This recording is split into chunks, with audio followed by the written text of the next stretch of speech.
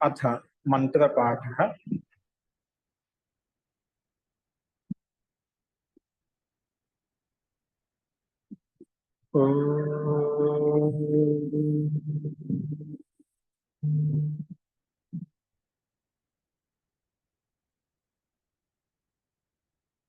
सहनाववतु सहनौ भुनक्तु सह वीर्यं करवावहै तेजस्विनावधीतमस्तु मा विद्विषावहै। ओम शांति शांति शांति।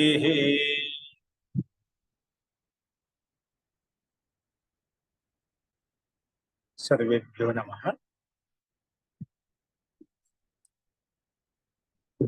మనము అష్టాధ్యాయి కర్మ పాఠంలో 4వ అధ్యాయంలో 4వ పాఠం చూస్తున్నాము. అందులో 75వ సూత్రం వరకు మనం ప్రస్తావించుకున్నాము. ఆ 75వ సూత్రం అధికార సూత్రము ఏంటంటే, మనము నిన్న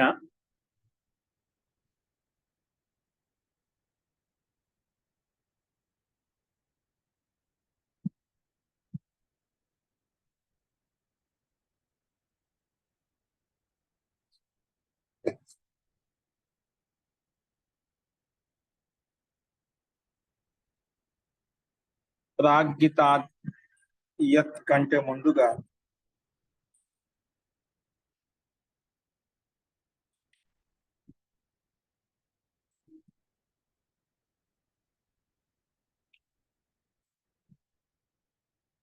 అస్తు ప్రాగ్గితాద్యత్ అనే సూత్రం ఏదైతే ఉందో, ప్రాగ్హితాద్యత్ అనే సూత్రం ప్రకారంగా మనకు పెంచి అధికార సూత్రం నడుస్తుందని చెప్పుకున్నాము. హితార్థం ఆరంభం కావడానికి ముందు వరకు ఈ సూత్రం యొక్క అధికారం వస్తుంది. ఇది హితార్థంలో ప్రత్యయాలు ఉంటాయి అని మొత్తానికి ఇది అధికార సూత్రం. తస్మై హితం హితోగ్రే తస్మై హితం ఇత్యేతస్మాత్ ప్రాక్ ఏ అర్థాః వక్ష్యంతే తేషు సామాన్య యత్ ప్రత్యయం. ఈ సూత్రం విధానం చేయండి. యత్ ప్రత్యయం యొక్క అధికారము దాదాపుగా ఈ ప్రాధము యొక్క అంతిమ చివరి వరకు ఈ యత్ ప్రత్యయం యొక్క అధికారం ఉంటుంది. ఆ విషయాన్ని ప్రారంభించుకున్నాము. అస్తు. తో ఇదే క్రమంలో నెక్స్ట్ 76వ సూత్రం చూడండి. తద్వహతి అధికార సూత్రం కదా. తద్వహతి రథయుగ ప్రాసంగం. దానికి సంబంధించి ఉదాహరణ నేను చూసాము. మళ్ళీ ఏ అర్థంలోని విశేషంగా చెప్పబడింది. తద్వహతి రథయుగ ప్రాసంగం. తత్ ప్రథమ తత్ ద్వితీయ విభక్తి ఏకవచనం, వహతి క్రియాపదం, రథయుగ ప్రాసంగం ద్వితీయ విభక్తి ఏకవచనం.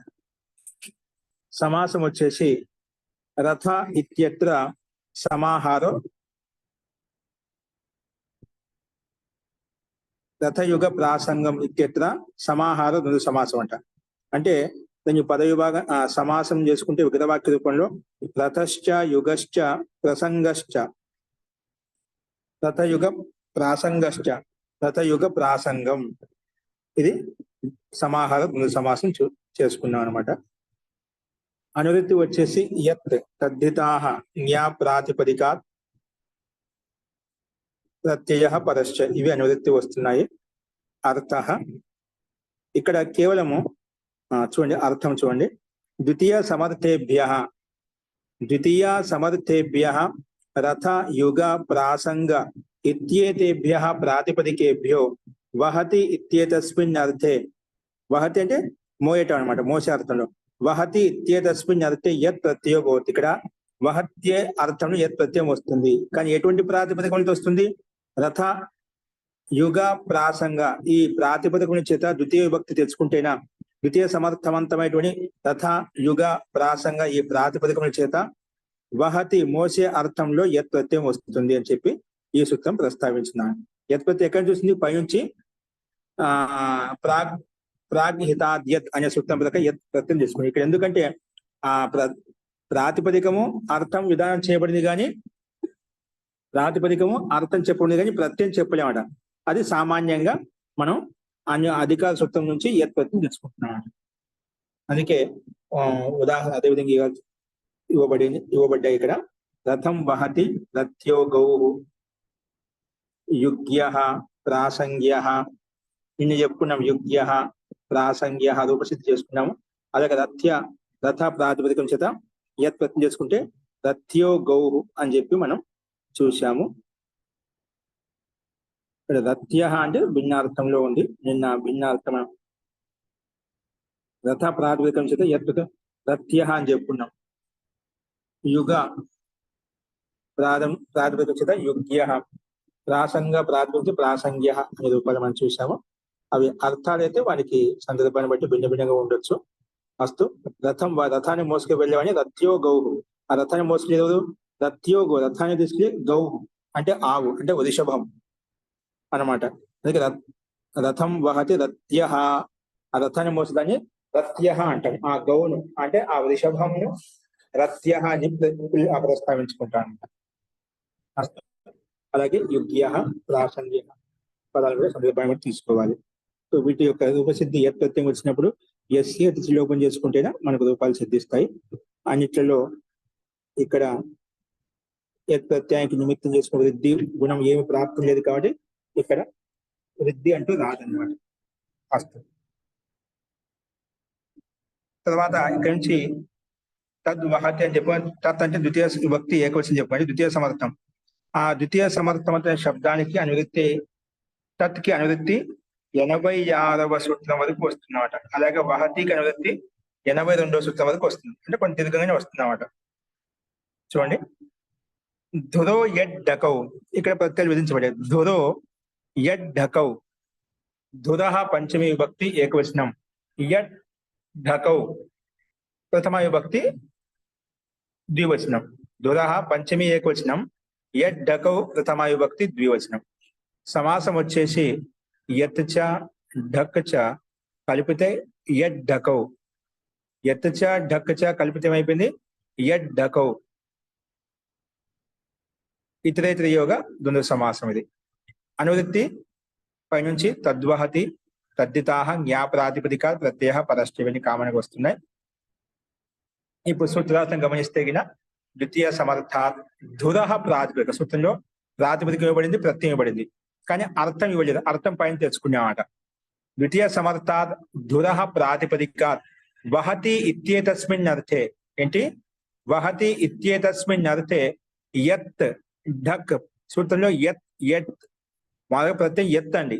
అందుకే సమాసంలో చేసిన యత్ చ ఢక్ చ అని చెప్పాం. యత్ చ ఢక్ చ, అక్కడ తకారమే యత్లో ఉండే తకారం డకారంగా మారిపోతుంది. ఎందుకంటే పక్క వర్ణం డా కాబట్టి. అందుకే ముందు వర్ణం కూడా డకారంగా మారిపోయింది. అస్తు.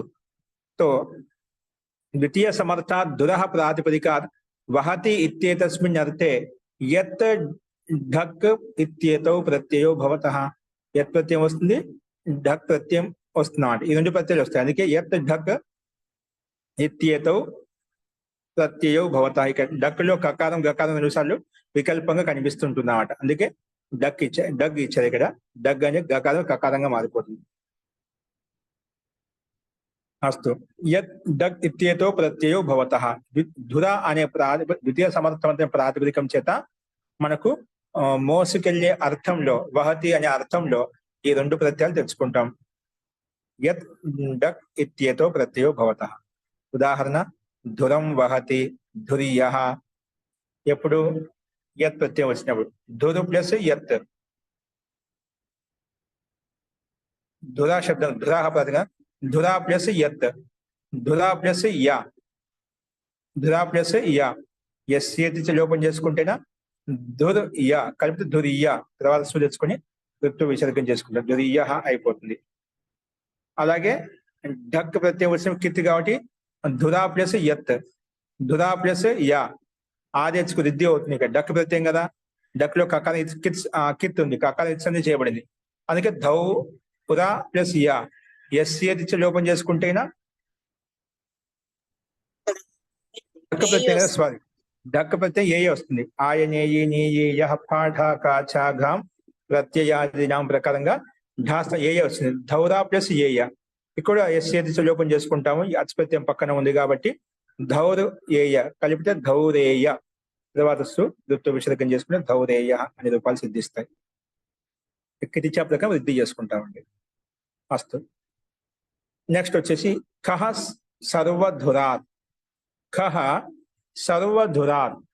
ఖహ ప్రథమ విభక్తి ఏకవచనం, సర్వధురాత్ పంచమి విభక్తి ఏకవచనం. అనువృత్తి వచ్చేసి తద్వహతి, తద్దితాహ, న్యా ప్రాతిపదికాత్, ప్రత్యయ, పరశ్చ ఇవన్నీ అనువృత్తి వస్తున్నాయి. అర్థ ద్వితీయ సమర్థాత్ సర్వధుర ప్రాతిపదికాత్ అని చెప్పాము. ద్వితీయ సమర్థాత్ సర్వధుర ప్రాతిపదికాత్, ద్వితీయ సమర్థమైన ప్రాతిపదికం అక్కడ ధుర ప్రాతిపదిక, ఇక్కడ సర్వధుర శబ్దం తీసుకున్నామాట. సర్వధుర ప్రాతిపదికాత్ వహతి ఇత్యేతస్మిన్ అర్థే కహ ప్రత్యయో భవతి. ధుర ప్రాతిపదికం కాకుండా సర్వధుర ప్రాతిపదికం ఉంటే అక్కడ మాత్రము ఏమొస్తుంది? కహ ప్రత్యయం వస్తుందట. ధుర ప్రాతిపదికం ఉంటే ఏమొస్తుంది? ఎత్ వస్తుంది, డక్ వస్తుంది. కానీ సర్వధుర ప్రాతిపదికం ఉంటే అదే అర్థంలో, ఏ అర్థము? వహతి ఇత్యేతస్మిన్ అర్థే కహ ప్రత్యయో భవతి, కా ప్రత్యయం వస్తుంది అని చెప్పి ఈ సూత్రం ప్రస్తావించింది. ఉదాహరణకి సర్వధురం వహతి, సర్వధురీణ ఒకటి ఉదాహరించారు. ఇక్కడ సర్వధురం, సర్వధుర ప్రాతిపదికం చేత కా ప్రత్యయం తెచ్చుకుంటాము. కా స్థానంలో ఇన్ వస్తుంది అన్నమాట. ఏమొస్తుంది? ఆయ నేయి నేయ ప్రకారంగా ఇన్ వస్తుంది. క్రమంగా తీసుకుంటేనా సర్వధుర ఇన్, సర్వధుర్ ఈ అంటే ఎస్ లోపల ఈ ప్రత్యయం వచ్చిన అజాది ప్రత్యయం కాబట్టి ఎన్నిక అనుమతి లోపల ఈ మిగులుతుంది. ఈని నిమిత్తం చేసుకుని పూర్వంలో ఉండే ధుర రకారంలో ఉండే అకారం లోపిస్తుంది. అప్పుడు సర్వధురు ప్లస్ ఇన, సర్వధురీన. ఇక్కడ ఇనా కాబట్టి ఇనా కాబట్టి దాని స్థానంలో రస అట్ కుప్వాంగ్ నుమ్ యవా ఏపి ప్రకారంగా నత్వం కూడా వచ్చేస్తున్నమాట. అందుకే సర్వధురీన తర్వాత సూచించుకుని ఋత్వ విసర్గం చేసుకుంటే సర్వధురీన అనే రూపాయలు మనకు సిద్ధిస్తాయి అన్నమాట. అంటే ఖ అంటే ఇన్ వస్తుంది. ఆ కకారంలో ఉండే అకారం ఏదైతే ఉందో నాలో నకారంలో హలంతాయం కలిస్తే ఈయన పూర్తిగా వచ్చేస్తున్నమాట. తర్వాత అట్కుప్వాంగ్ ప్రకారంగా నత్వం చేసుకుంటే సర్వధురీన, సర్వధురీన సూచించుకొని ఋత్వ విసర్గం చేసుకుంటే సర్వధురీన అనే రూపం మనకు సిద్ధిస్తున్నాం. అస్తు. అంటే భారం అని ఇచ్చారు. భారం వహతి, ధురు అంటే భారమా? భారం వహతి. సంపూర్ణ భారాన్ని మోసేవాన్ని సర్వధురీన అంటాం. సంపూర్ణ భారాన్ని మొత్తం బరువును మోసేవాన్ని సర్వధురీన, సర్వధురీన అని చెప్పి ప్రస్తావించుకుంటాం. ఓకే అండి. సర్వధురీన. అస్తు. ఏకదురాల్ లుక్చ. ఏకదురాత్ పంచమి విభక్తి ఏకవచనం, లుక్ ప్రథమ విభక్తి ఏకవచనం. చ అవ్యయపదం, 3 పదాలకు విడుకున్నాము. అనువృత్తి వచ్చేసి ఖహ, తద్వహతి, తద్దితాహ, న్యా ప్రాతిపదికాత్, ప్రత్యయ, పరశ్చ ఇవన్నీ అనువృత్తి వస్తున్నాయి. అర్థః ద్వితీయ సమర్థాత్ ఏకధుర ప్రాతిపదికాత్ వహతి ఇత్యేతస్మిన్ అర్థే ఖహ ప్రత్యయో భవతి, తస్య చ లుక్ భవతి అని చెప్పుకున్నాం. ద్వితీయ సమర్థాత్ ఇక సూత్రంలో ఏమి? ఏకధుర ప్రాతిపదిక, ఏకధురాత్ శబ్దం. అందుకే ద్వితీయ సమర్థాత్ ఏకధుర ప్రాతిపదికాత్ వహతి ఇత్యేతస్మిన్ అర్థే, ఇక్కడ అర్థం అదే కానీ ప్రాతిపదిక మారిపోయింది. అలాగే లుక్ వచ్చిందన్నమాట. ఏకధుర ప్రాతిపదిక వహతి ఇత్యేతస్మిన్ అర్థే ఖ ప్రత్యయో భవతి. ఏదో మనం ఖ ప్రత్యయం వస్తుందో తస్య చ ఆ ఖ ప్రత్యయానికి ఈ సూత్రం లుక్ చేస్తుంది. ఎందుకంటే ధుర ప్రాతిపదికం ఖ ప్రత్యయం వస్తుంది కదా సర్వధుర ప్రాతిపదికంతో. కాబట్టి ఆ ఖ ప్రత్యయానికి తస్య లుక్ భవతి అని చెప్పినది. ఆ ఖ ప్రత్యయానికి ఈ సూత్రం ప్రకారం లుక్ అయిపోతుంది. అందుకే ఏకధురం వహతి, ఏకధురీణ, ఏకధుర లుక్ చేస్తాం కాబట్టి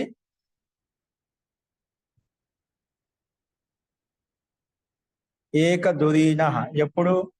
ఎప్పుడైతే ఖా ప్రత్యయం తెచ్చుకుంటామో అప్పుడు ఏకధురీణ అలా వస్తుంది. ఎప్పుడైతే మనము లుక్ చేస్తామో ఏకధురః అనే రూపం సిద్ధిస్తుందన్నమాట. ఇక్కడ ఈ अर्थ में खा प्रत्यय तथा उसका लुक, खा प्रत्यय वस्तुंदी, उसका लुक होता है. विधान सामर्थ्य से एक बार जब खा का लुक नहीं होगा एक धुरीनः बनेगा, लुक होने पर एक धुरः बनेगा. విధాన సామర్థ్యం చేత ఇక విధానం చేయబడింది కాబట్టి ఒకసారి కా ప్రత్యయ యొక్క రూపము చూపిస్తాము, తర్వాత ఒకసారి లుక్ చేసుకుంటే ఏకధురః, అక్కడ ఖా ప్రత్యయం ఉండేది కాబట్టి ఖా స్థానంలో ఈయన కూడా ఆదేశం రాదు. అప్పుడు ఏకధుర ప్లస్ ఏకధుర శబ్దం ఉంటుంది కాబట్టి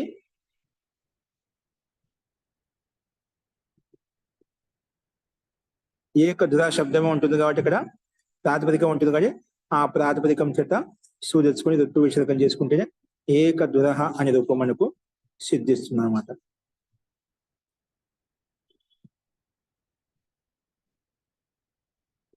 అంటే ముందు మనం ఖా ప్రత్యయం తెచ్చుకుంటాము, ఖా ప్రత్యయం తెచ్చుకున్న తర్వాత మన ప్రకృతి సూత్రం లుక్కు చేస్తుంది.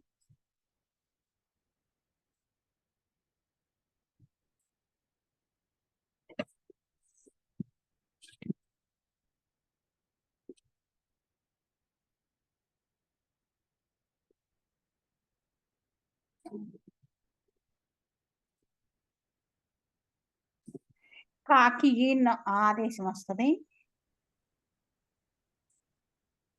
కానీ ఇక్కడ ఏకధుర ప్రాతిపదిక ఇచ్చారు కదా, వార్తీకం ఉండే ఇప్పుడు సర్వధుర ప్రాతిపదికతో మనకు ఖా ప్రత్యయం వస్తుంది. ఇక్కడ ఖా ప్రత్యయం దేంతో పాటు దేంతో వస్తుంది? ఓన్లీ ఖా ప్రత్యయానికి అనువృత్తి ఒకటి తెచ్చుకున్నాం, అందుకే ఏకధుర ప్రాతిపదికం కూడా ఖా ప్రత్యయం తెచ్చుకోవచ్చు. అనువృత్తి సామర్థ్యం చేత ఖా ప్రత్యయం వస్తుంది, కానీ దానికి లుక్ కూడా అవుతుంది, లుక్ అవుతుంది.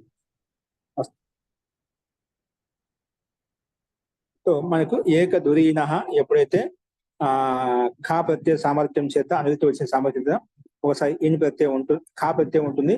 ఖా ప్రత్యయం ఉన్నప్పుడు ఆదేశ్ ఏకధుర ప్లస్ ఇన కలుపుకుంటే ఎస్ఏతి లోపం చేసుకుని ఏకధురీన సుస్థాయి వృత్తి విసర్గం చేసుకుని ఏకధురీనః అని తయారు చేసుకుంటాం. ఒకసారి ఆ ఖా ప్రత్యయం లేనప్పుడు ఏకధుర, తర్వాత ప్రాతిపదికం కాబట్టి సు తెచ్చుకొని వృత్తి విసర్గం చేసుకుంటే ఏకధురః రూపాలు సిద్ధిస్తాయి. నెక్స్ట్ చూడండి, శకటాదన్. ఈ సిద్ధిలో నకారంగా మారుతుంది. అదే అత్వాంగం వ్యవాయే ప్రకారం నత్వంగా మారిపోతుంది. ఓకే, అస్తు. శకటాదన్,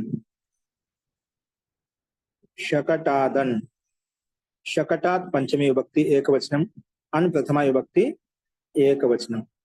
అనువృత్తి వచ్చేసి తద్వహతి, తద్దితాః, జ్ఞా ప్రాతిపదికాత్ ప్రత్యయః పరశ్చ, ఇవన్నీ అనువృత్తి వస్తున్నాయి. అర్థః ద్వితీయ సమర్థాత్ శకట ప్రాతిపదికాత్ వహతి ఇత్యేతస్మిన్ అర్థే అన్ ప్రత్యయో భవతి. ద్వితీయ సమర్థవంతమైనటువంటి శకట ప్రాతిపదికం చేత వహతి అనే అర్థంలోనే, మోసే అర్థంలో వహతి ఇత్యేతస్మిన్ అర్థే అన్ ప్రత్యయో భవతి. ఇక సూత్రం విధానం చేయబడింది అన్నమాట. అన్ ప్రత్యయో భవతి. ఉదాహరణకు శకటం వహతి అని, శకటం అంటే బండి, రథం. శకటం వహతి, శాకటో గౌహు, రథం రథం వహతి, రత్యో గౌహు అని చెప్తున్నది. ఇక్కడ అని ప్రత్యయం వచ్చింది శాకటో గౌహు, అలా వచ్చిందన్నమాట. శకటం వహతి శాకటో గౌహు, శకట అన్, శకట అని ప్రత్యయం నిమిత్తం చేసుకుని రుద్ధి చేసుకుంటే శాకట ఎస్ లోపం చేసుకుంటే శాకట్ కలిపితే శాకట, తర్వాత తెచ్చుకుని రుత్తు విసర్గం చేసుకుంటే శాకటః. పక్కన గౌ శబ్దం ఉంది కాబట్టి అక్కడ గౌకారంగా మారిపోయింది అనమాట సంధి వల్ల. సో రూపశుద్ధి సామాన్యంగానే ఉంది మనకి ఇక్కడ. అస్తు. నెక్స్ట్ చూడండి, హలసీరాట్ ఠక్. హలసీరాత్ పంచమీ విభక్తి ఏకవచనం, ఠక్ ప్రథమ విభక్తి ఏకవచనం. సమాసం వచ్చేసి హల్చ శీరశ్చ హలసీరౌ, తస్మాత్ హలసీరాత్, హలసీరం తస్మాత్ హలసీరాత్. ఇది సమాహార ద్వంద్వ సమాసం. సమాహార ద్వంద్వ సమాస. అస్తు. తద్వహతి, తద్దితాః, జ్ఞా ప్రాతిపదికాత్ ప్రత్యయః పరశ్చ, ఇవన్నీ అనువృత్తి వస్తున్నాయి. अर्थः द्वितीय समर्थाभ्यां हल शिर इत्येताभ्यां प्रातिपदिकाभ्यां द्वितीय समर्थाभ्यां हल शीर शिर शिर शब्द दीर्घम उंदी हल शीर इत्येताभ्यां प्रातिपदिकाभ्यां वहति इत्येतस्मिन् अर्थे ठक् प्रत्ययो भवति सो ठक् प्रत्यय विधान చేసినమాట ठक् प्रत्ययो भवति ఉదాహరణకి అలం వహతి హాలికః అలం వహతి హాలికః అలాగే క్షీరం వహతి సైరికః క్షీరం వహతి సైరికః అలాన్ని మోసేవాన్ని హాలికః అంటాం క్షీరాన్ని మోసేవాన్ని సైరికః అంటాం అస్తు ఇక్కడ అలా క్షీర శబ్దాల చేత టక్ వస్తుంది టక్ స్థానంలో అనువాదం లోపేసిన ఠా స్థానంలో ఇక ఆదేశము హల ఇక ఎస్సి లోపం చేసుకున్నాం హల్ ఇక కలిపితే హలిక తర్వాత ఆదేశకు రిద్ది చేసుకుంటాం కిత్తి చేప ప్రకారంగా హాలిక తర్వాత సు స్థానం ఋతు విసర్గం చేసుకుంటే హాలిక అలాగే సైరిక ఏంటి సైరిక అనే రూపాలు మనకు ఇక్కడ సిద్ధిస్తాయి అన్నమాట సైరిక ఇక్కడ హల అంటే నాగలేనండి అర్థము హల్ అంటే నాగలి క్షీర అంటే ఏదో చూడాలి క్షీర అది కూడా ఒక పనిముట్టే ఉంటుంది సందర్భానుగుణంగా అదే క్షీర ప్రాతిపదికం చేత ఆదేశకు రిద్ది చేసుకుంటే సైర వస్తుంది తర్వాత టక్ స్థలం ఇక ఆదేశం అయిపోయింది కాబట్టి తర్వాత ఇక నిమిత్తం చేసుకుని ఎస్సి లోపం చేసి ఎస్సి లోపం చేస్తే రేపంలో ఉండేటువంటి ఆకారం లోపిస్తుంది కాబట్టి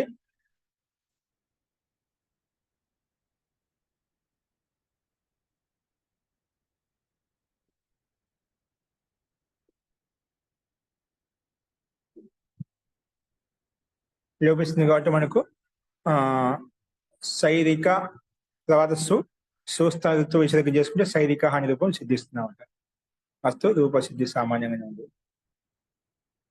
సంజ్ఞాయాం జన్యాః సంజ్ఞాయాం జన్యాః సంజ్ఞాయాం సప్తమి భక్తి ఏకవచనం జన్యాః పంచమి భక్తి ఏకవచనం అనువృత్తి వచ్చేసి తద్వహతి తద్దితాః జ్ఞా ప్రాతిపదికా ప్రత్యయ పరశ్చ ఇవన్నీ అనువృత్తి వస్తున్నాయి అర్థః ద్వితీయ సమర్థాత్ జని ప్రాతిపదికాత్ వహతి ఇత్యేతస్మిన్ అర్థే యత్ ప్రత్యయో భవతి సంజ్ఞాయాం గమ్యమానాయాం ద్వితీయ సమర్థవంతమైనటువంటి జని ప్రాతిపదికం చేత ద్వితీయ సమర్థాత్ జని ప్రాతిపదిక జని అనే ప్రాతిపదికం చేత వహతి ఇత్యేతస్మిన్ అర్థే మోసే అర్థంలో యత్ ప్రత్యయో భవతి యత్ ప్రత్యయం వస్తుంది కానీ సంజ్ఞాయాం గమ్యమానాయం సంజ్ఞార్థం గమ్యమానంగా ఉన్నప్పుడు మాత్రమే సంజ్ఞార్థం గమ్యమానంగా ఉన్నప్పుడు మాత్రమే సిద్ధిస్తున్నాం అన్నమాట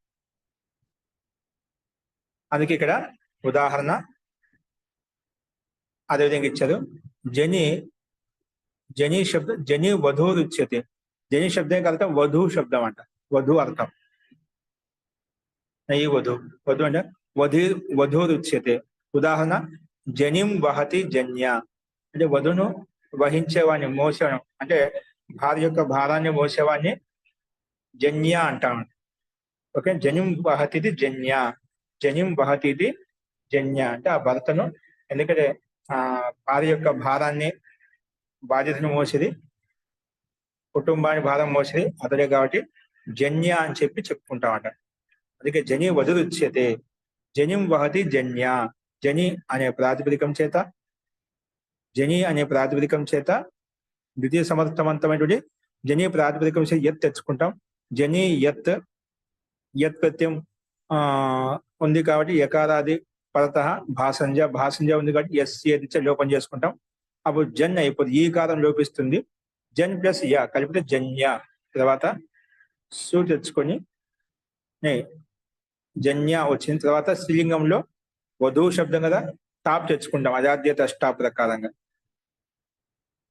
టాప్ తెచ్చుకుంటాం జన్య ఆ టాప్ ప్రత్యేకంగా లోపిస్తే ఆ మిగులుతుంది తర్వాత ఆకాశవాణి దీర్ఘ ప్రకారం దీర్ఘం చేస్తే జన్యా అలా వచ్చింది మొత్తానికి ప్రాతిపదికం కాబట్టి మళ్ళీ సు తెచ్చుకుంటాము ఆ సుకి హల్ యాభ్యో దీర్ఘ సుతిస్య ప్రిక్తం హల్ ప్రకారంగా టాబంతా లోపం చేస్తే సారీ సూకి లోపం చేస్తే హంగ్యాభ్యో ప్రకారంగా జన్యా అనే రూపం సిద్ధిస్తున్నాం.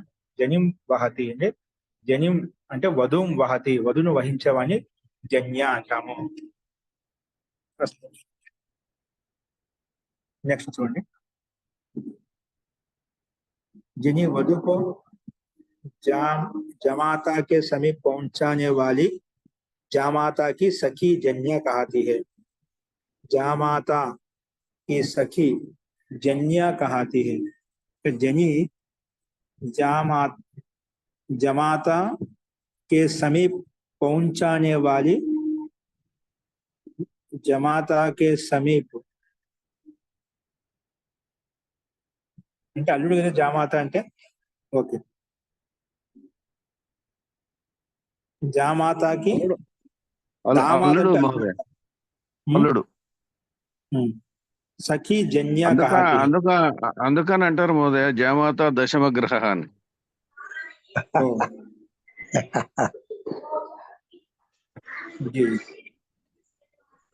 दामाद दामाद दामाद दशमग्रह. जी जी अस्तु. ఈ జామాతకి సఖి ఏదైతే ఉన్నదో దాన్ని జన్య అని కహాతి హై.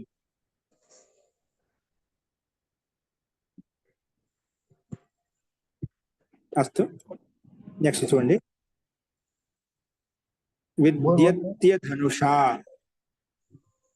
విద్యత్య ధనుషా, విద్యతి పద విభాగం చేసుకుంటే విద్యతి క్రియాపదం, అధనుష అధనుష తృతీయ విభక్తి ఏకవచనం. విద్యతిలో ఉండే ఈకారం, ఆ ధనుషాలో ఉండే ఆకారం, ఈ రెండింటి మధ్య ఎనాదేశం చేస్తాం కాబట్టి విద్యత్య ధనుష అలా కలుపబడి సమస్త పదం అనే సూత్రంలో కనిపిస్తుంది. అస్తు, సమాసం వచ్చేసి ఆ ధనుషాను చూస్తే నైతత్పురుష సమాసం. నా ధనుష అధనుష ఇత్యత్ర నైతత్పురుష సమాసః. అనువృత్తి వచ్చేసి తత్ యత్ తద్ధితాః జ్ఞా ప్రాతిపదికాత్ ప్రత్యయః పరశ్చ, ఇవన్నీ అనువృత్తి వస్తున్నాయి. అర్థః ద్వితీయ సమర్థాత్ ప్రాతిపదికాత్ విద్యతి ఇత్యేతస్మిన్ అర్థే. విద్యతి, ఓకేనా, విద్యతి ఇత్యేతస్మిన్ అర్థే యత్ ప్రత్యయం భవతి. ఇక్కడ విద్యతి అంటే లక్ష్యం పెట్టుకొని కొట్టడం అట, వేధించడం, ఛేదించడం, దాన్ని విద్యతి అంటాం. వేధిస్తున్నాడు, బుద్ధి పెడుతున్నాడు అంటే కదా దాని అర్థంలో. ద్వితీయ సమర్థాత్ ప్రాతిపదికాత్ విద్యతి ఇత్యేతస్మిన్ అర్థే యత్ ప్రత్యయో భవతి. న చేత్ తద్ అనుస్కరణం భవతి. న చేత్ అనుస్కరణం భవతి. కానీ అనుస్కరణం ఉండకూడదు. అధనుష అంటే కదా, ధనుషవాచి ఉండకూడదు. అది ధనుషవాచి, ధనుషు కరణ్ నాహో అంటే సాధారణంగా ఉండకుండా మిగతా ఏదైనా సందర్భం కావచ్చు, అంటే అది కరణంగా సాధారణంగా ఉండవచ్చు. ఇది ధనుష కరణ్ నాహో తో యత్ ప్రత్యయ హోతా హై అంటే భేదించడం అంటే మనం ఎల్లప్పుడు బాణంతో భేదిస్తామా అంటే వేయించడానికి ఎన్నో ఉపాయాలు ఉంటాయన్నమాట. అందుకే ధనుషవాచి కాకుండా విద్యతి ఆ ధనుష అని చెప్పి ధనుషాకి నిషేధించబడింది. ధనుషవాచి నిషేధించబడి మిగతా సందర్భాలు తీసుకోవాలి. అందుకే పాదో విద్యంతి పద్యాః శర్కరాః ఉరువ్యాః కంటకాః. उरुव्याः कंटकाः అంటే पैरों की जो बींद दे घायल कर दे ऐसे नुकीली कंकड़ పద్యాః कहते. మనం బయట నడుచుకుంటూ వెళ్తుంటాం, నుకీలి కంకడి రాళ్ళు రప్పలు ఏవైతే ఉన్నాయో, అవి మొదసు రాళ్ళు ఏవైతే ఉన్నాయో మనకు తెలియకుండానే మనకు పాదాన్ని ఛేదిస్తాయన్నమాట. వాటిని పద్యాః అంటాం. అది కూడా భేదిస్తున్నారు. చక్కగా ఎక్కడ కుచ్చుకోవాలి అక్కడ కుచ్చుకుంటూ ఉంటాం ఒక్కోసారి వ్యవస్థితంగా, దాన్ని పద్యాః అంటాం. అలాగే ఒరు జంగ అంటే తొడరు. జంఘాకో బీందనే వాలే కాంటే ఉరువ్యాః कहलाएंगे. జంఘాకో బీందనే వాలే కాంటే ఉరువ్యాః అంటే మనం తొడల మీద బయటికి వెళ్తేప్పుడు అలాంటి పొదల్లో అలాంటి జాడల్లో మనకు లోపలికి వెళ్ళినప్పుడు అక్కడ అంతా కుచ్చుకుంటూ ఉంటాయన్నమాట. అంటే తొడల మీద కుచ్చుకుంటూ ఉంటాయన్నమాట. అవి గట్టిగా పట్టుకుంటూ ఉంటాయి. అవి ఎందుకు మాంసం ఉంటుంది కాబట్టి ఆ సైడ్న ఎక్కువ అలా కుచ్చుకోవడం అవి సాధారణ జరుగుతూ ఉంటాయన్నమాట. ఫస్ట్ ఎక్కడైనా కుచ్చుకుంటాయి అనుకోండి. ఇక్కడ మొత్తానికి జంగా అనే శబ్దం, ఉరు శబ్దం ఉపయోగించబడింది కాబట్టి అది తీసుకుంటున్నాం. ఉరువ్యాః కంటకాః. శర్కరాః అంటే తాత్పర్యం కంకడ్ రాళ్ళు ఏవైతే ఉన్నాయో వాటిని ఈ రకంగా తీసుకోవాలి. నుకిలే పద్యాః శర్కరాః. పాదో విద్యంతి ఇది పద్యాః. పాదలకు భేదిస్తాయి ఏవైతే శర్కర అంటే కంకడి రాళ్ళు ఏవైతే ఉన్నాయో వాటిని పద్యాహ అని ఆచార్య చెప్తాం. కంటక అంటే ముళ్ళు కదండి, ఏంటండి ముళ్ళు అని వస్తుంది. కంటక అంటే అది ముళ్ళు అని వస్తాయి కదండి. ముళ్ళు అదే కంటకాలు. అదే ఇప్పుడు జాడల్లో గుడిల్లో వెళ్ళినప్పుడు అంతా ముళ్ళు గుచ్చుకుంటూ ఉంటాయి అన్నమాట. అది ఆ మళ్ళు అంటే ఇప్పుడు కిందనే ఉండాల్సిన లేదు, కంప చెట్లు ఉంటాయి కదా, ఆ కంప చెట్లు కూడా మనం వెళ్తున్నప్పుడు అవి గుచ్చుకుంటాయి అన్నమాట. నిమ్మ అవి కూడా చెట్టుకి వాటికి భేదిస్తున్నాయి. ముళ్ళు ఉంటాయి. నిమ్మ చెట్టుకి వాటికి కూడా ముళ్ళు ఉంటాయి కదా. నిమ్మ చెట్టుకి గులాబీ చెట్లకి వెళ్ళినప్పుడు ముళ్ళు ఉంటాయి కదా, వాళ్ళు వెళ్ళినప్పుడు పుచ్చుకుంటూ ఉంటాయి అన్నమాట. అది ఉంటాయి. మొత్తానికి ధనుషవాచి ఉండవు, అవి కూడా భేదిస్తున్నాయి. అంటే కేవలం బాణమే ఒకటే నుకిల భాగం కాదు, దానికి సంబంధించి భిన్న భిన్న పదార్థాలు కూడా ఉన్నాయి భేదించడానికి. ఆ సందర్భంలో ఇక్కడ తీసుకోబడింది. అస్తు. అందుకే ఇక్కడ కాకపోతే ఇక్కడ ఏంటి మనకు పాద శబ్దం చేత యత్ ప్రత్యయం తెచ్చుకుంటే పాద యత్, పాద యత్, పాద ఇక్కడ పాద పత్ అని చెప్పి పత్ ఆదేశం వస్తుందండి. పాద శబ్దం చేత పాదవు విద్యంతి, లేదా మూల శబ్దము పాద శబ్దం కదా, పాద పత్ ప్రకారం పత్ ఆదేశం చేసుకుంటేనా పత్ యా, తకారానికి దకారం అవుతుంది, పద్ యా కలిపితే పద్య. తర్వాత జస్ట్ చేసుకుని జస్ట్ అని అస్ ప్రథమయో పూర్వ సవరణ చేసుకుంటే పద్యాహ. సకారానికి అంతిమ సకారత్వ విసర్గం చేసుకుంటాం. అందుకే పద్యాహ అలాగ రూపం సిద్ధిస్తుంది. అలాగే ఉరు శబ్దం చేత ఉరు ప్లస్ యత్, యత్ ప్రత్యయం లాగానే తదితర ప్రత్యయం కాబట్టి ఓరు గుణం చేసుకుంటాం. అప్పుడు ఉరో యా, వాంతో ఈ ప్రత్యయ ప్రకారంగా అవు ఆదేశం చేసుకుంటే ఉరవ్ యా కలుపుకుంటే ఉరవ్య. తర్వాత బహుశ జస్ స్థానంలో అస్సు అనుమతి లోపు చేసుకుంటే ప్రథమయో పూర్వ సవర్ణ ప్రకారం కలుపుకుంటే ఉరవ్యాస్, అంతిమ సకాలంగా ఋతు విసర్గం చేసుకుంటేనా ఉరవ్యాహ కంటకాహ అనే రూపాలు మనకు సిద్ధిస్తాయి. మరి ధనుష్య వాసన వదిలిపెట్టి మిగిలిన సందర్భాల్లో కూడా భేదించేటువంటి ఉదాహరణలు మనం చూసాం. అస్తు. ధన గణం జీ చెప్పండి. ఇక్కడ పాద దగ్గర పద్ చతర్థే సూత్రం ఏదో ఉంది, యత్యా తదర్థే అన్నది. పద్యత్యర్థే అలా సూత్రం ఉంటుంది అండి. ఆ సూత్రం ప్రకారం పత్ ఆదేశం వచ్చిందా? పద్ వచ్చింది. ఓకే, నేను పైన పాద పత్ ఉంటుంది చూడండి. పాద శబ్దస్థానంలో ఆదేశం వస్తుంది, ఆ సూత్రం చెప్పిన పద్యత్యత్ తదర్థే అలాంటి అర్థంలో ఇది ఆ సూత్రం ప్రకారం ఎత్ తెచ్చుకున్నాం. ఫస్ట్ పత్ తెచ్చుకున్నాం, పద ఆదేశం వచ్చిందామని. పాద పత్ డైరెక్ట్ పద ఆదేశం పత్ అంటే పత్ స్థానంలో పద ఆదేశం వస్తుంది, దకారంగా మారిపోతుందండి. ఇక పద్దు ప్లస్ య పద్య అవుతుంది. తర్వాత జస్ అస్సు చేసుకుంటే జస్ స్థానంలో అస్సు దీర్ఘం చేసుకుంటే పద్యాహ, పద్యాస్ పద్యాహ అలా రూపం వస్తుంది. అస్తు ఉత్తమం. ధనగణం లబ్ధ, ధనగణం ద్వితీయ విభక్తి ఏకవచనం, లబ్ధ ప్రథమ విభక్తి ఏకవచనం. సమాసం వచ్చేసి ధనం చ గణశ్చ ఇది ధన గణం. ఇక్కడ ఇత్యత సమాహార ద్వంద్వ సమాసం. అనువృత్తి వచ్చేసి తత్ యత్ తద్దితాహ జ్ఞా ప్రాతిపదికాత్ ప్రత్యయ పరశ్చ, ఇవన్నీ అనువృత్తి వస్తున్నాయి. అర్థః ద్వితీయ సమర్థాభ్యాం ధన గణ ఇత్యేతాభ్యాం ప్రాతిపదికాభ్యాం లబ్ధ ఇత్యేతస్మిన్ అర్థే యత్ ప్రత్యయో భవతి.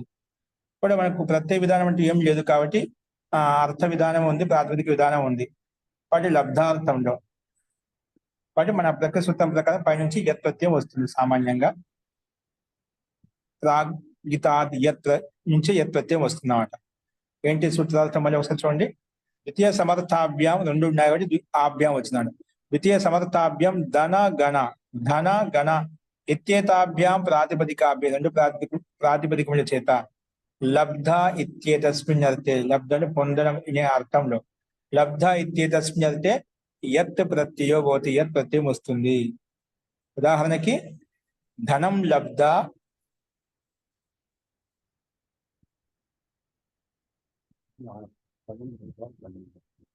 ధనం లబ్ధ ధన్యః, గణం లబ్ధ గణ్యః. గణం సమూహం, ధనం అంటే ధనం, ధనం పొందడం అంటే ధన్యః అంటాం, గణం సమూహాన్ని పొందిన గణ్యః అంటాం. ఇది భిన్నార్థాలు ఉండొచ్చు. సో ధనం లబ్ధ ధన్య, ధన ప్రాతిపదికం చేత యత్ ప్రత్యయం వచ్చినప్పుడు ధన య, ఎస్యేది లోపం చేసుకుని ధన్ య కలిపి ధన్య, తర్వాత సుస్థాన విషయం. అదే గణ య గణ్ య ఎస్యేది లోపం చేసుకుంటే గణ్య, తర్వాత సుస్థాన విషయం గణ్య అనే రూపాలు మనకు సిద్ధిస్తాయి. అస్తు లబ్ధ అంటే ప్రాప్తి కర్నే వాళ్ళ, అంటే ధనం లబ్ధ, ధనం పొందేవాడిని ధన్య అంటాం. గణం సమూహాన్ని పొందేవాడిని గణ్య అంటాం, సమూహాన్ని పొందేవాడిని గణ్య అని చెప్పి ఈ రకంగా అర్థానుగుణంగా ఉదాహరణ చూసాం. అస్తు నెక్స్ట్ చూడండి, అన్నాన్న. అన్నాన్న ఇప్పుడు ఈ పదాన్ని ఎలా విడిగొట్టారు? అన్నాత్, అన్నాత్ తకారం నకారంగా మారిపోయింది. అన్నాత్ పంచమీ విభక్తి ఏకవచనం, నహ ప్రథమ విభక్తి ఏకవచనం, ఈ రకంగా విడగొట్టినాం. అన్నాత్లో ఆ తకారమే నకారంగా మారిపోయింది, తకారమే ఆ నకారంగా మారిపోయింది, పక్క పరిసరం అయిపోయింది అన్నమాట. అసలు అందుకే అన్నాన్న అని చెప్తున్నాం. సో అన్నాత్ పంచమీ విభక్తి ఏకవచనం, నహ ప్రథమ విభక్తి ఏకవచనం. అనువృత్తి వచ్చేసి లబ్ధ తత్, తత్ న్యా ప్రాతిపదికాత్ ప్రత్యయ పరశ్చ, ఇవన్నీ అనువృత్తి వస్తున్నాయి.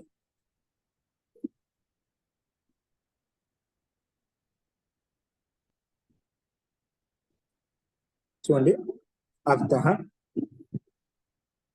ద్వితీయ సమర్థాత్ అన్న ప్రాతిపదికాత్, ద్వితీయ అన్న అనే ప్రాతిపదికం ఆ ద్వితీయ సమర్థమై ఉండాలి, అంటే ద్వితీయ విభక్తితో యుక్తం ఉండాలి. ద్వితీయ సమర్థాత్ అన్న ప్రాతిపదికాత్, అన్న ప్రాతిపదికాత్ లబ్ధ ఇత్యేతస్మిన్ అర్థే, లబ్ధ ఇత్యేతస్మిన్ అర్థే అణః ప్రత్యయో భవతి. లబ్ధ అంటే పొందే అర్థంలో అణః ప్రత్యయం వస్తుంది.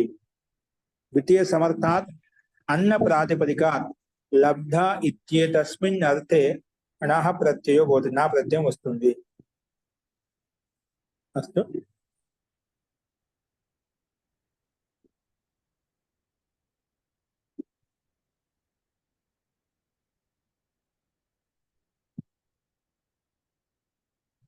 సో అందుకే ఇక్కడ అన్న ప్రాతిపదికం కాబట్టి ద్వితీయ సమర్థవంతమైనటువంటి అన్న అన్న నహ, నా ప్రత్యయం వచ్చి అన్న నహ, అన్న నహ.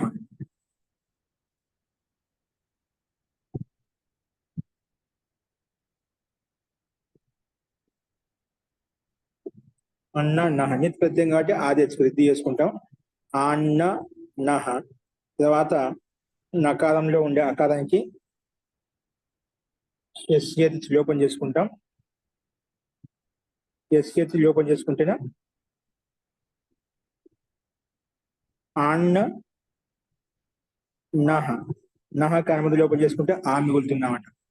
నా ప్రత్యయానికి అనుమతి లోపం చేస్తే మిగులుతుంది, చుట్టూ ప్రకారంగా ఇలా ఆ మిగులుతున్నామట. అందుకే ఆకారం అన్న నకారంలో ఆకారం లోపించింది కాబట్టి నా హలంతంలో కలిస్తే ఆ అన్న తర్వాత తెచ్చుకొని ఋత్వ విసర్గం చేసుకుంటాము. అస్తు నెక్స్ట్ చూడండి, వశం గత. వశం ద్వితీయ విభక్తి ఏకవచనం, గత ప్రథమ విభక్తి ఏకవచనం. అనువృత్తి వచ్చేసి తత్ తద్దితాః జ్ఞా ప్రాతిపదికాత్ ప్రత్యయ పరశ్చ, ఇవన్నీ అనువృత్తి వస్తున్నాయి. అర్థః ద్వితీయ సమర్థాత్ వంశ ప్రాతిపదికాత్ గత ఇత్యేతస్మిన్ అర్థే యత్ ప్రత్యయో భవతి. ఉదాహరణకి వశం గతః, వశ్యః. ద్వితీయ సమర్థవంతమైన వశ ప్రాతిపదికం చేత ఏంటి? ద్వితీయ సమర్థ వశ ప్రాతిపదికాత్, గత అంటే వెళ్ళిపోయాడు, గత అని ప్రాప్తమయ్యా అంటే ప్రాప్తమైంది, పొందాడు అని అర్థం గత శబ్దానికి. ఎందుకంటే గత్యర్థ ధాతువు జ్ఞానము, గమనము, ప్రాప్తి మూడు అర్థాలు వస్తాయి. ఇక్కడ ప్రాప్తి అర్థం తీసుకున్నాం. గత్యర్థ ధాతుకు మూడు అర్థాలు ఉంటాయి. ఇక్కడ గా ధాతుకు వెళ్ళాడు కాకుండా ప్రాప్తి అర్థం తీసుకున్నామట. అందుకే ఇక్కడ ద్వితీయ సమర్థ వశ ప్రాతిపదిక గత ఇత్యేతస్మిన్ యత్ అంటే పొందాడు అనే అర్థంలో యత్ ప్రత్యయం వస్తుంది. ఉదాహరణ వశం గత వశ్య, వశం పొందాడు కనుక వశపరుచుకున్నాడు, వశాన్ని పొందాడు అనమాట. అందుకే ఇక్కడ వశం గత వశ్య, వశపరుచుకున్నాడు, వశాన్ని పొందాడు అనే అర్థంలో ఇక్కడ యత్ ప్రత్యయం వచ్చిందన్నమాట. అందుకే వశం గత వశ ప్లస్ యత్, వశ ప్లస్ యా, వశ ప్లస్ యా కలిపితే వశ్య అంటే యస్య లోపం చేసుకుంటే వశాలు షకాలం నుండి అకారం లోపిస్తుంది. వశ్య తర్వాత సు తెచ్చుకుని ఋత్వ విసర్గం చేసుకుంటాం.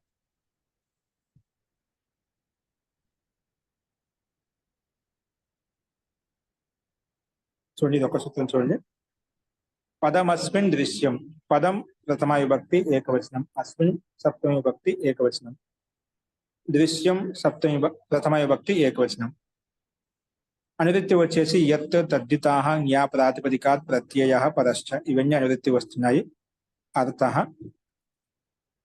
దృశ్య సమానాధికరణాత్ ప్రథమ సమర్థాత్ ప్రాతిపదికాత్ అస్మిన్ ఇతి సప్తమ్యర్థే యత్ ప్రత్యయో భవతి.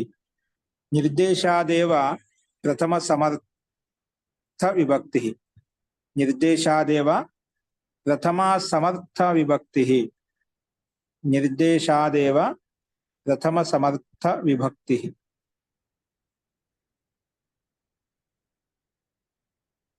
చూడండి, దృశ్య సమానాధికరణాత్ ప్రథమ సమర్థాత్ ప్రాతిపదికాత్, ప్రథమ సమర్థ పద ప్రాతిపదికాత్, ఎందుకంటే పదం అస్మిన్ దృశ్యం కదా సూత్రంలో పదం శబ్దం ఉన్నమాట.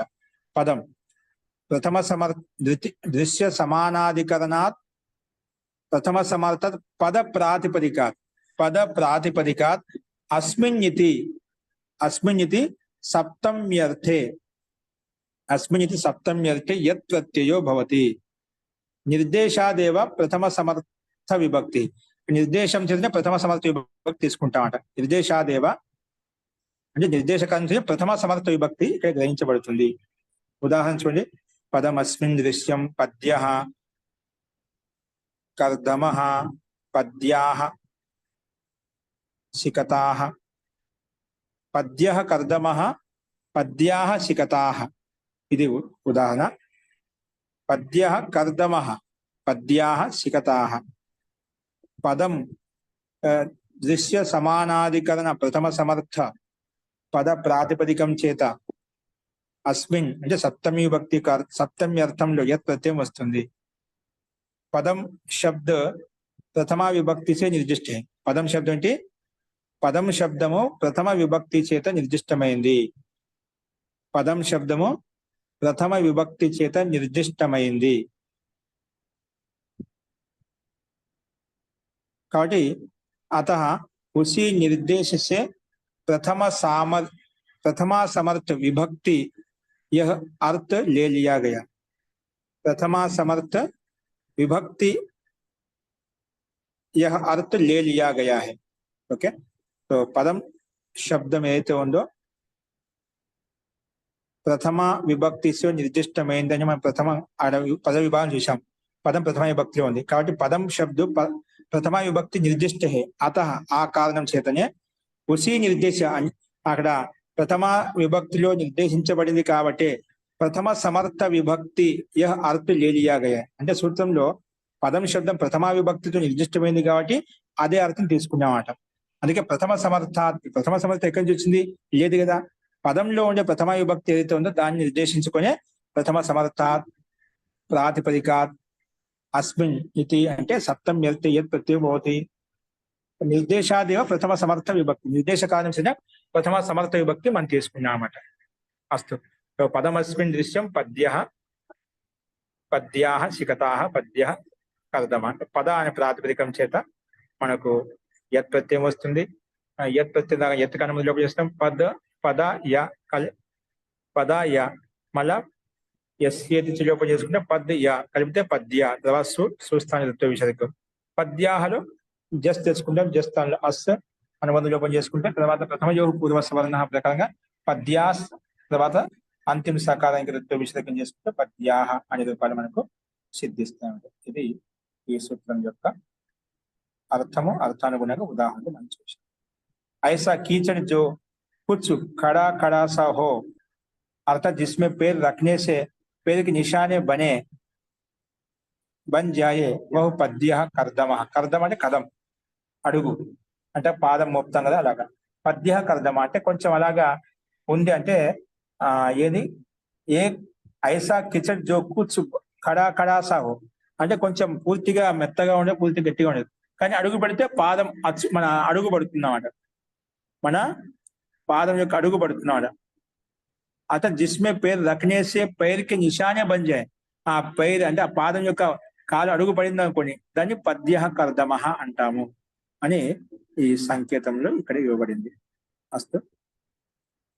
అలాగే పద్యాహ శిఖత. శిఖతాలో కూడా మనం శిఖత అంటే ఇసుక. ఇసుకలో కాలు పెట్టి అడుగులు పడుతూ ఉంటాయి కదా అక్కడ ఈ శిఖతాలు అయితే మనకు కనిపిస్తాయి, అడుగులు కనిపిస్తూ ఉంటాయి.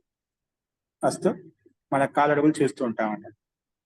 పద్య అంటే మనం అడుగు బురదలో ఎక్కడైనా అడుగు పెడితే మనకు అడుగు పడుతుంది కాబట్టి దాన్ని కర్దమ అని చెప్పుకున్నాం. పద్య కర్దమ.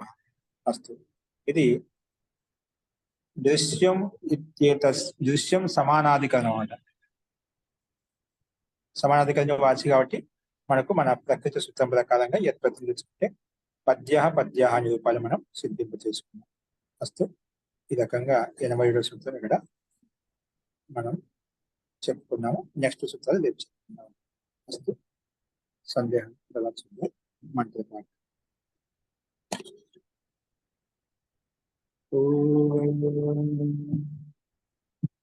सर्वे भवन्तु सुखिनः, सर्वे सन्तु निरामयाः, सर्वे भद्राणि पश्यन्तु, मा कश्चित् दुःखभाग् भवेत्. ओम शांति शांति शांति. सर्वेभ्यो नमः. అందరికీ నమస్కారం అండి. నమస్తే.